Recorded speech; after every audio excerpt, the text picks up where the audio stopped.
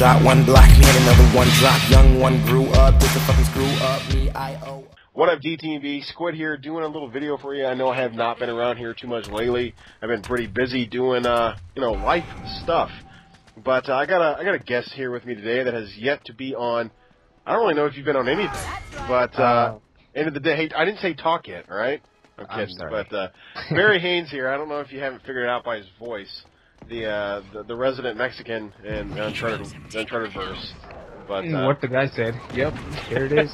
Here I am. Let's go. But get right into it. We're gonna break down the Big Two Crew Legacy Tournament bracket. The 32 teams that have made it into the final little fixture, as a lot of you European types like to call it. But we're gonna kind of break it down, and Barry's gonna be here to talk about kind of my bracket, kind of what he thinks. And we'll go from there. I mean, we're not going to break down every matchup, but some of these matchups, you know, at the end of the day, like, let's be honest. Some of the games are really, really good. Like, you can just tell by the caliber of players that are playing, the image of the team itself. Yeah. It'll be mouth-watering.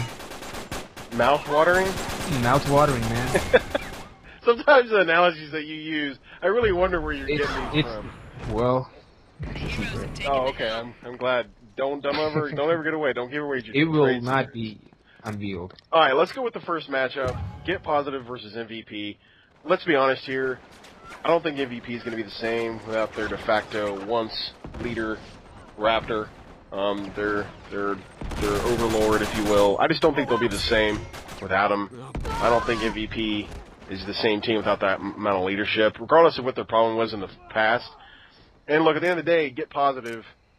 It remains to be seen exactly what they'll be. Without Nitro, regardless of what people think, he was one of the pieces that really made that team go. He was a good player. Oh yeah, and he was part of their well-known chemistry. Like, those guys played together for about 2-3 years, like, straight, so you can't beat that kind of chemistry anywhere. No, I mean... So him missing will be a big chunk of experience missing from their armory. Yeah, but, isn't it, so it's triple, it's lock-on, it's Tice. It's Die. And Die. Well, I mean, with Die, anything can go. I mean, you have Die and Tice, Mac, who you know they're gonna do good, and then you have Triple with vast majority of experience on his back. Yeah. And then you have Lock-On, who is pretty much underrated by a lot of people, but they don't really know how good of a team player he is. I mean, that's the end of the day. Like, I really think Nitro and Lock-On, they had really good chemistry as players anyways. I know that they were always one that were closer to the hip, and yeah. I think without them, it's not going to be the same. I think they'll get by at the beginning. I think they'll be fine because they'll just out-muscle other teams. But when they are playing teams that have a lot of great chemistry, because their bracket starts to get heavier towards the end, and we'll just have to see what happens, you know. So I think overall, between the four teams, the three teams that Get Positive has to play before they either meet y'all, Kira, or SOG. Yeah. It's like B2K, Quad, and MVP. Like, at the end of the day, like, those teams are good teams, specifically MVP and Quad. They're quality teams, but I just don't think they're caliber yet. And they're not Master Get Plus as yet, but when you go later stages in the tournament, the teams start to get higher and higher, both with the experience and the raw talent they have. Yeah, I think MVP can kind of rekindle that, what they had in the Steel Series championships, but I think with the little upheaval of that team lately, I don't really know what to expect with them. So I'm going to kind of be a little skeptic of what happens. I know you're not going to like me for this, but we were just talking about before we started doing this, but I had you guys get knocked out in the first round. And this is the reason why. And I want to tell you this because maybe it'll give you kind of a boost to do better. When I used to play with y'all, and the games that I played, what, 6 or 7 games in the entire 6 or 7 FraggedNation games, yeah. The entire time I was with Art, and you guys have terrible communication. Terrible. I'm telling you right now, as a competitive player that's been playing for 15 plus years, you guys do not have communication. That was. So I'm not even gonna start doubting that one because we know that is a big part of the factor that we're lacking in our team right now. Because, well, there are personal differences. Personal attitudes, egos, sometimes that just get better of the players. People just shut their mics off. People just don't want to talk anymore. People just want to play their game. But you know, we've been getting better. We've been practicing, so yeah, hopefully And look, at the end of the day, man, you got to throw the egos out the door because it doesn't matter who's the best.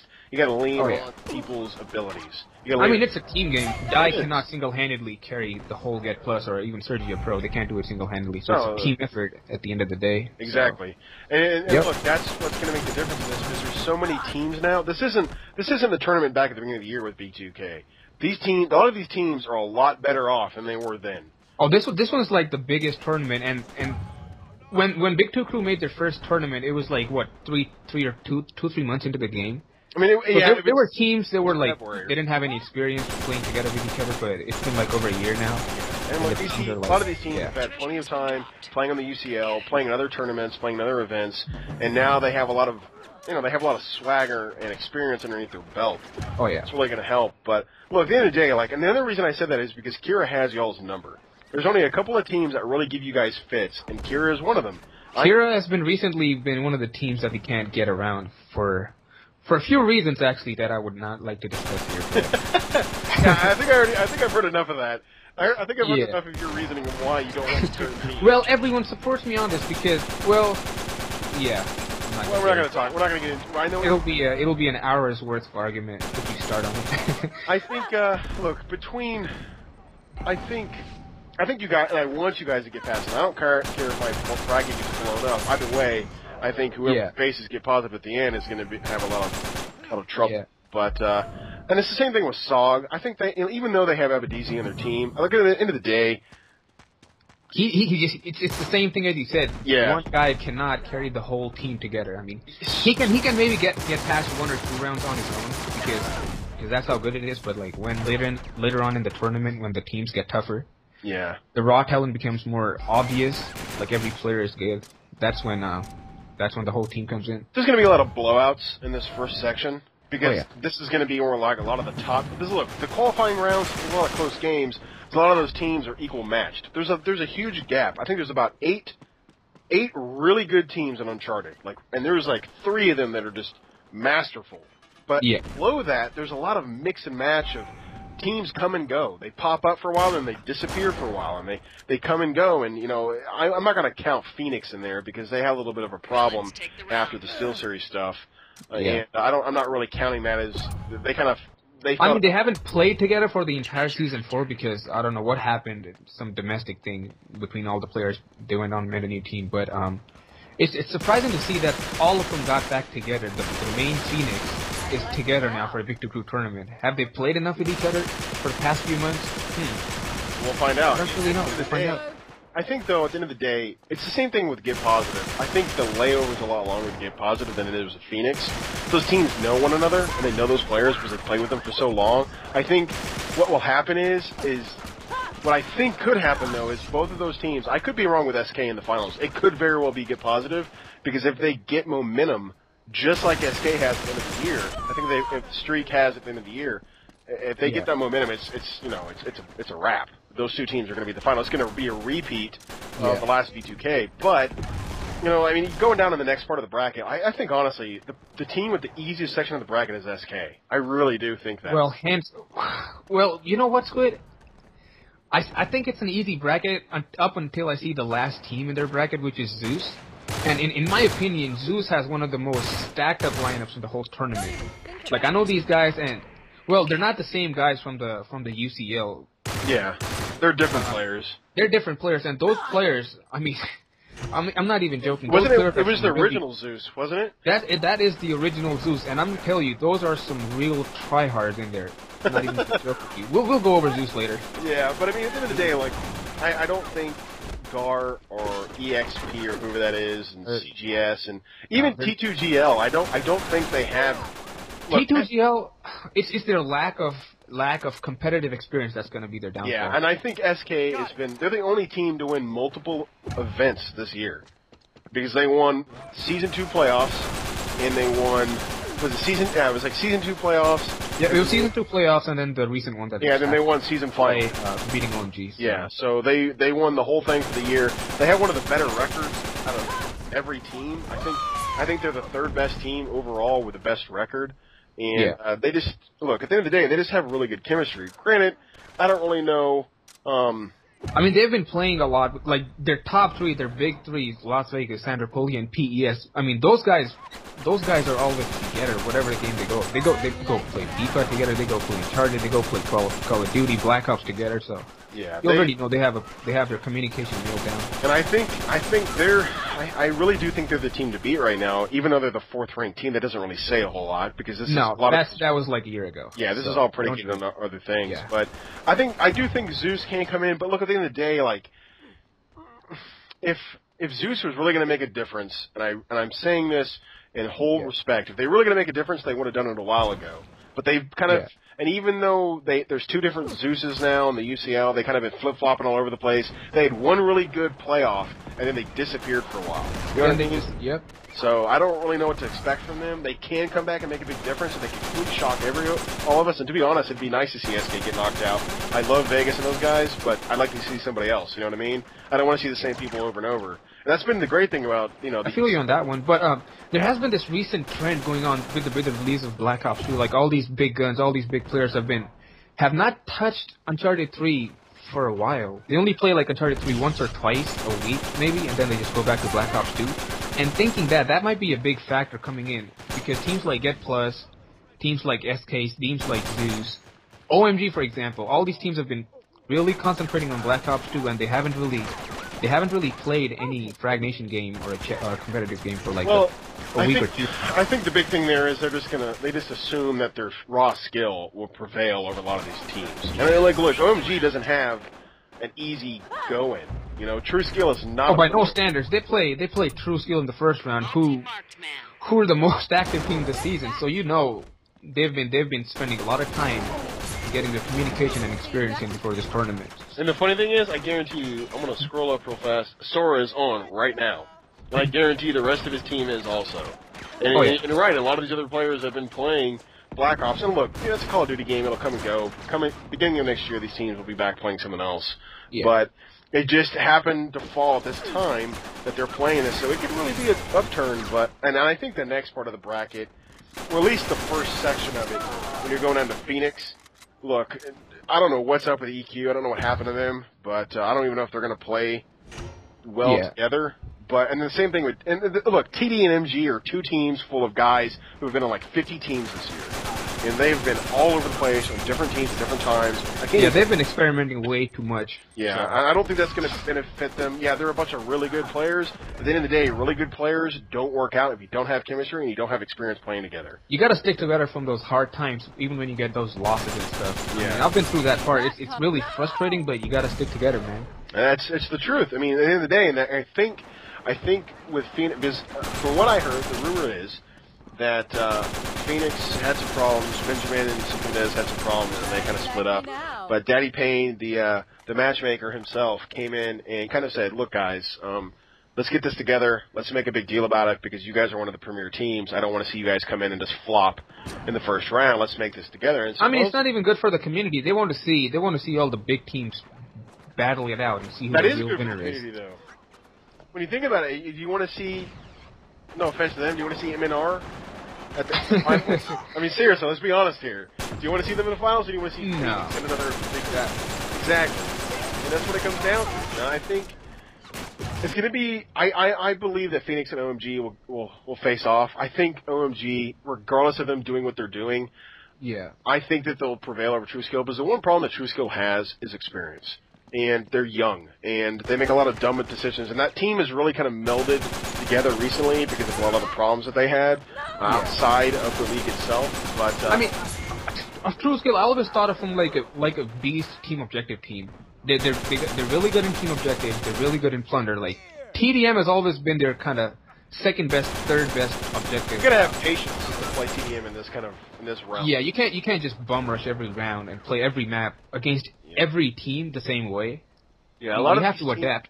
I mean, there's a stark difference between TrueSkill and 2TGL because they're like the opposite ends of the spectrum of how they play.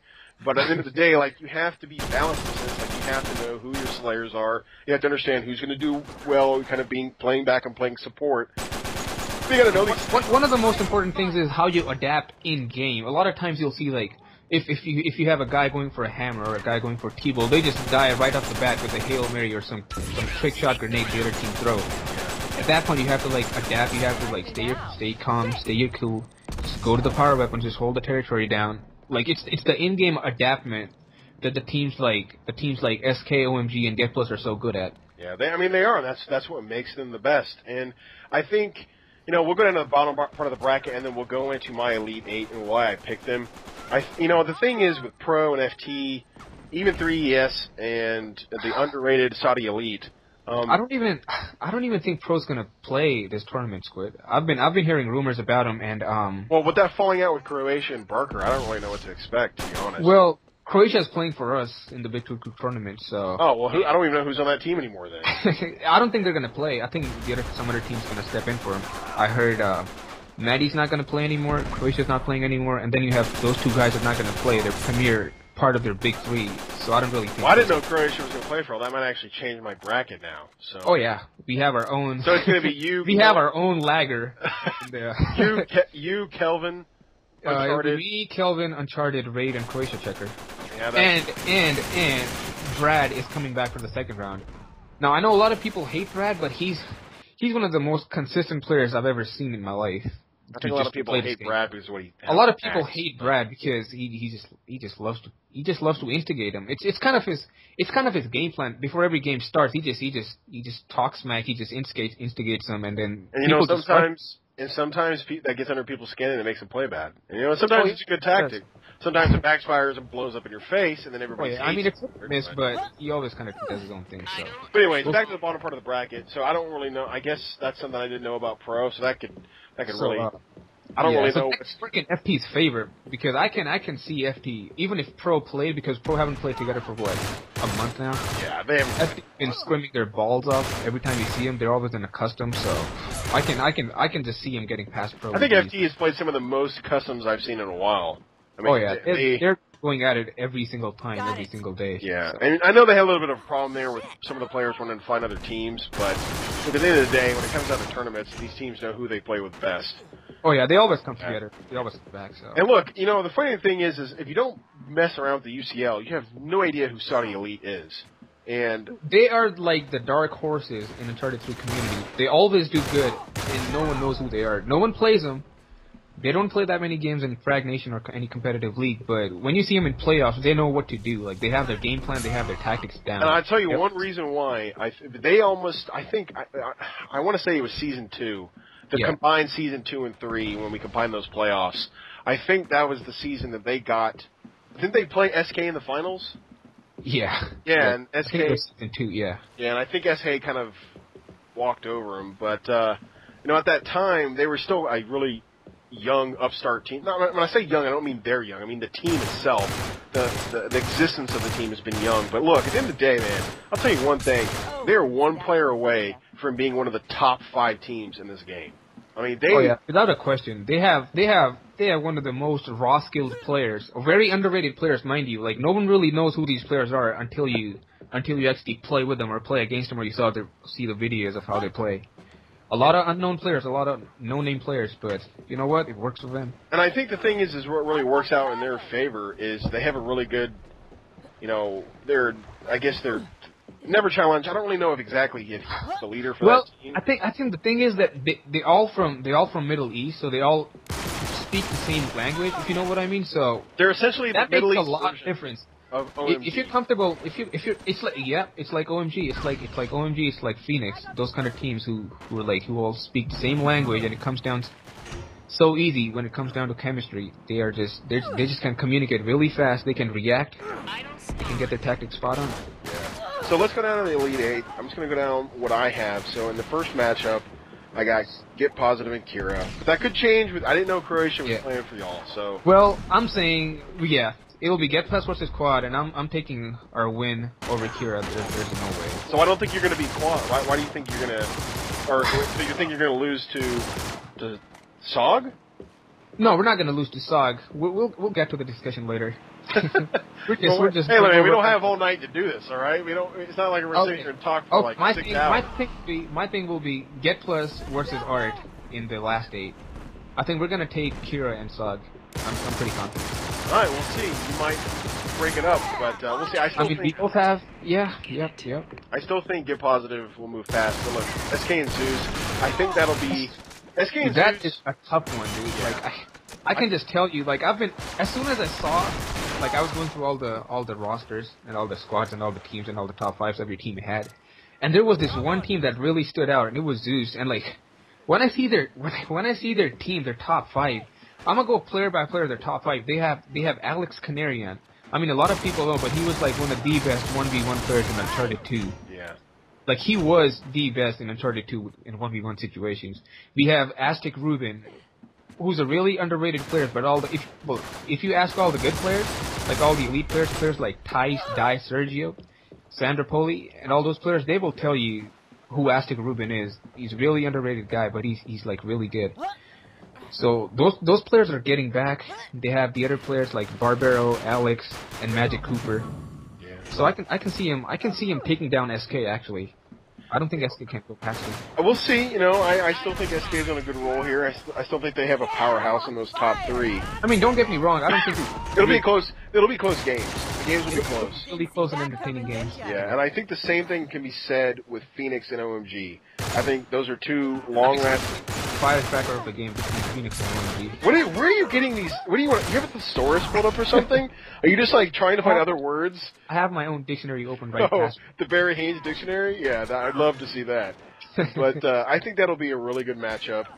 I still think Phoenix will take that because I mean, a lot of people don't know, but Phoenix and OMG have a long-lasting rivalry between them. So yeah, I mean they really do, and their rivalry goes back to Sergio and Kratos Real. Like, those two guys do not see eye to eye with each other. Those guys are like one of the major rivals in the Uncharted franchise. I'm not even joking. If you search YouTube right now, you'll find the Sergio Pro Kratos Real 1v1, and that's the only 1v1 I've seen Sergio ever play. So yeah, I mean the thing is, goes back. And they haven't played a whole lot over this year in terms of I think they played only a couple of times in the entire year. I mean, that can be due to like different reasons. OMG don't really play that much, and then Phoenix had their own domestic problems. So yeah. Well, no, I'm saying like over the entire year, OMG had a hard time getting games. So a lot of teams will duck them. Yeah. But it's the same. I don't understand, but like they won't Get Positive, but they'll duck OMG. Because the thing is they want to get famous by playing Get Positive. But OMG, at the end of the day, when you think about it, is the most. You know, their reputation follows them. They're like one of the most dominant teams in look, when I think about it, man, when you think Uncharted, I think individual player, I think Triple Rec. When I think a team, I think OMG. That's just how it goes. I don't think Get Positive first. The perfect example. You just nailed it down. Because Get Positive has had those spells where they're really good. They come in, they win, and then they just leave. Yeah. If you know what I mean. Man, OMG just sticks around. They're always grinding through the hard parts. They're always like in the latter stages, semifinals, finals of every tournament. So people see a lot of OMG around. They have a big fan following, just like Get Plus. Yeah, I mean, we'll see. But then in the bottom match, like, look, FT, I think they're a great team. But at the end of the day, like, I think Saudi Elite's just... Saudi Elite's gonna edge it, yep. Yeah, and I think they could be closer games. I think 10 points max would be the difference. But I still think Saudi Elite will edge that. So it leaves the final four with Get Positive and SK, and then Phoenix versus Saudi Elite. And I want to hear your take on... Phoenix and Saudi Elite. You know, that's a tough one. I mean, I can expect at least one or two lag outs in that game if I'm perfectly honest. Probably. Not even a joke. I mean, they're probably the farthest team. You can see some bullshit striking, like someone lagging out. You have to replay the game with like 10-point lead, or like you have to like get to 40 kills before the game finishes because of the lag out in the last game. Few people getting into dead body glitches. That can like upset the rhythm, the momentum of a team. So it's really hard to call, right? It's like a coin toss for me. To be honest, though, I think Saudi Elite is going to be the one that's the most used to that. Because how often do you think that? How often does that happen to them? I remember the first tournament they were in, how everybody was bagging on them. They were just. Well, they had a reputation of, 40 in the first season? Just because of horrendous experience the teams had with them. Yeah, so. It's not really so much their fault. I mean, now teams are kind of getting over it. I mean, there's always distance lagging because there's no dedicated servers. But yeah, it happens in this game, and you can't... I mean, yeah. So, but I still think... Even though I love the guys at Saudi Elite, and I'm good with the guys at Phoenix, I just think Phoenix... I just think they have a little bit more firepower in them. I mean, you're talking about Saudi Elite being one player short of like really good team. But then you have Phoenix, who really have. I wouldn't say they have like all 5 players who are like really good, but they have that. They have the 3 5 really, solid players. They have like 3 really good players, and then they have that chemistry. So. and then they have 2 like really good role players, so to speak. So I just think Phoenix, and it's not to slight Saudi Elite, but I just think Phoenix has a little bit more experience and a little bit more oomph to them. So I think they'll go on. Now the SK and Get Positive, I think they've actually played a few times at the beginning of the year, and I think Get Positive won all but once. Wasn't SK one of the teams that beat them? Actually, in the second playoff, the finals, it was Get Plus versus SK. That's right. It was EMP. It wasn't. Yeah, it was EMP. Well, yeah, it was EMP. It was EMP versus SK, and SK actually beat him. So yeah, and I think I'm that was pretty kind sure of Get Plus would be hungry to get the revenge on him real fast. So. I don't really know if hunger is the right word though. Well, I don't really know if those guys. That's the thing with Get Positive. That's what I've always thought about them. Without Nitro, is like, look, he has a very caustic personality. That's fine. But the thing is, in those kind of situations, you need somebody like that.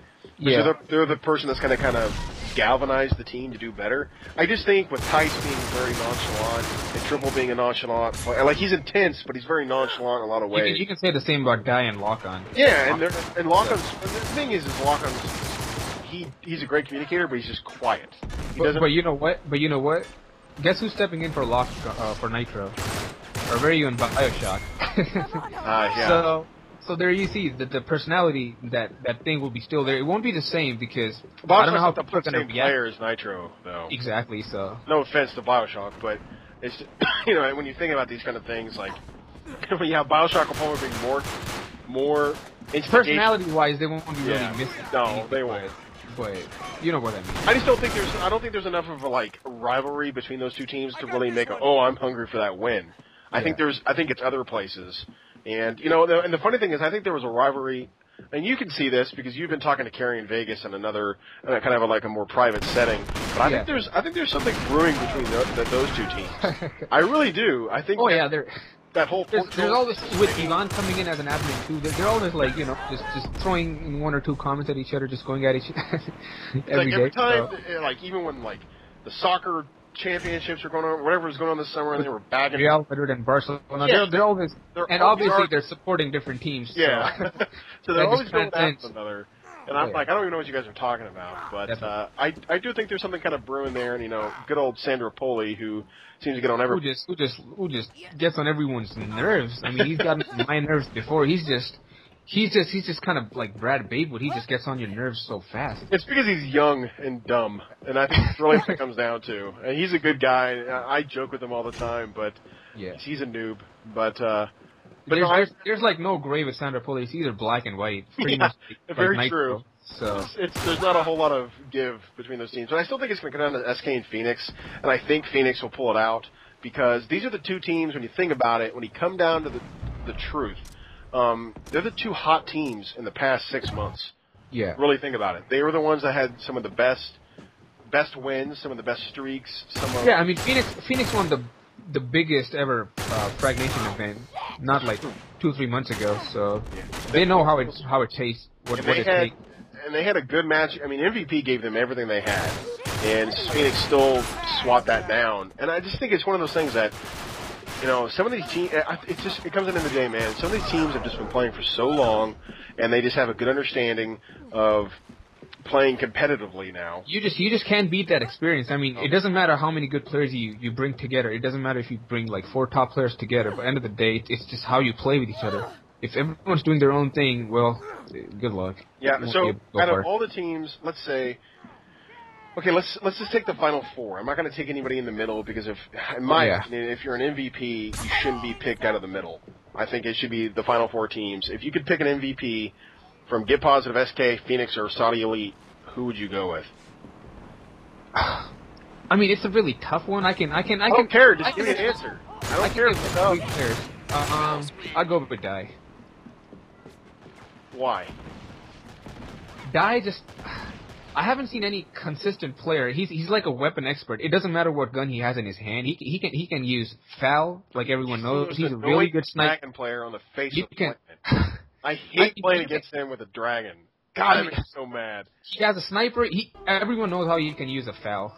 I mean, you can ask everyone who's the best with the foul. They'll say die. Recently, he started using accuracy with AK-47, and he's been beasting with it.